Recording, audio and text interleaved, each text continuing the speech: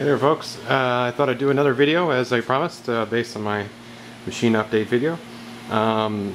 What I've got going today is, I got a couple projects, but this one in particular is pretty vanilla, so I don't really like, I haven't had like a bad history of videotaping while cutting important projects. There's something that always goes wrong.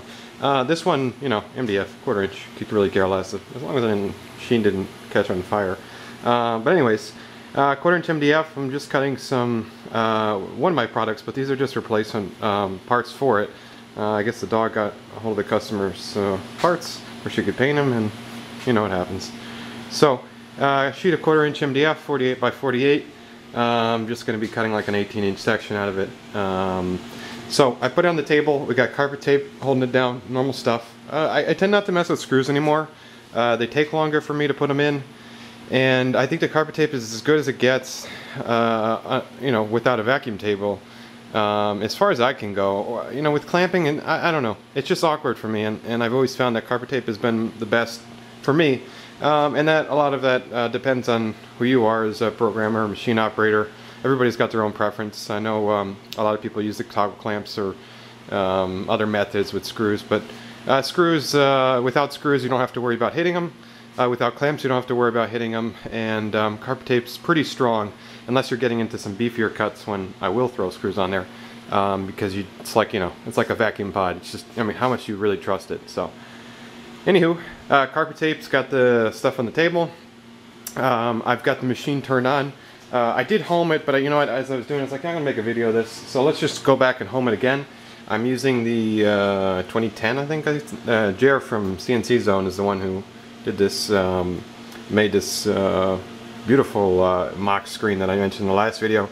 But I think it's more than a screen set. He's got a lot of neat features in there that other screens that either don't have or didn't do a good job at putting together.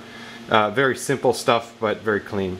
So up in the top there's little targets, and these are your home buttons for, you know, for good accuracy. Let's do my X.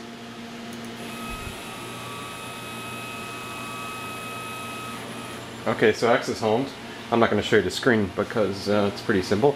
The Y, and you're going to see it kind of rack as there you go. So you saw a pretty good rack on there. I should have been a little bit closer to home switches. Not a big deal, because they are independent. And let's see, then we're going to do the Z. Now we're going to do the Y. I like to keep them pretty close to the home switches. It makes life easier. And then the Z. And Z's just going to climb up to the top. Nice, comfortable speed. Okay, so now we're home to the table. We know we're all squared and true, and we got our reference. Now I'm just going to jog I'm going to take my shuttle and just jog, and forgive me, this is not easy doing one-handed, as everybody knows. But I'm just going to jog it over to where I feel like is the corner. And there are precise ways of doing this. Don't get me wrong, you can use touch plates to do this. But considering that I just hit my home switch because I was going the wrong way. Considering that I am just nesting these out of material, it really doesn't matter. Okay, that looks about gravy. We'll go a little bit farther in. Yeah, I'd say that's about good. Now I'm going to use my touch-off block, and that's this guy here. I am going to, one of these days in this millennium, I'm going to actually make a quick connect for this on the machine. I hate having these, you know, Waggle connector splices here. I only spliced it with enough cable to make it to the machine, and then I figured I would have my own different touch plates and whatnot as life went on. You know, which is the case, it just never happened formally. So now I want to just touch off on the tool, make sure the touch plate is good. Yeah, good conductivity, and you know, that's green, so it won't go crashing into the table. Now I'm going to hit my touch off button, and it's going to proceed to touch off on the material. First it's going to do a quick fast touch off, and then it's going to come back down at a slower feed rate and confirm it. I don't know if it takes those averages or just takes the second one, but it's very accurate. So now I'm zeroed on my X, Y, and Z, and I'm ready to roll. Just going to throw Ken's desk shoe. I like calling it Ken's desk shoe because I think it's awesome. Back on the machine. This handy guy. And once again, love this guy. As easy as pie. Gonna go turn on the dust collector, and I'm gonna cut it here. And okay, so now I'm ready to cut. this is my preference. Like I said, everybody has their own preferences. I'm going to drop the feed rate down to like 30-35% and start the machine. It's just a habit of mine. I'm not really in a rush. It doesn't slow down the thing too much, and then I can throw it back up to a comfortable speed. And then as always, I usually jump on my panel meter and put it over to amps so I can monitor what the cutting load is. Machine is hardwired, even though that router looks on, so it's going to go on by itself. So I'm going to hit cycle start on my pendant, or on the screen, whichever I'm going to call it.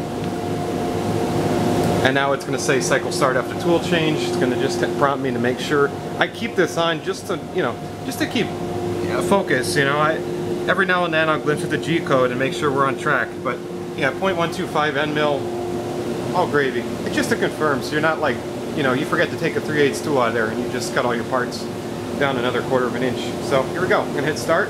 It's going to lower down to its safe Z position. Spindle is on and it's going to start cutting.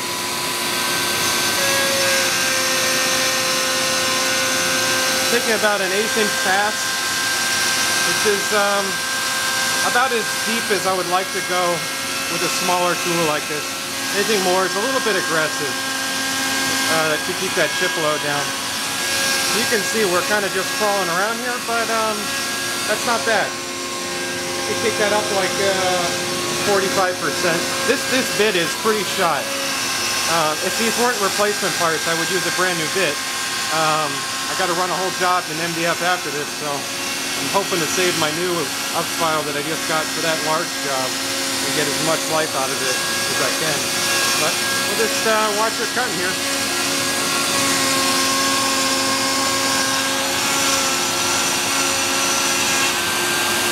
There's the first bottom part.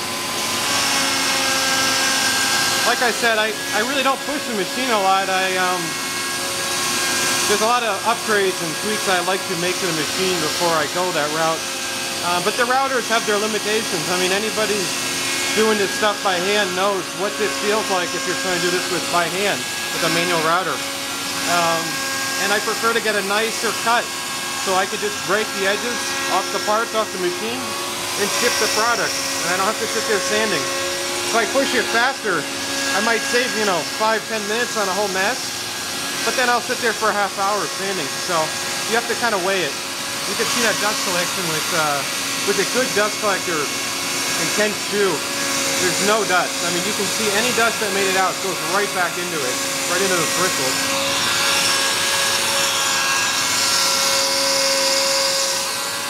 So I think we'll fast forward at this point.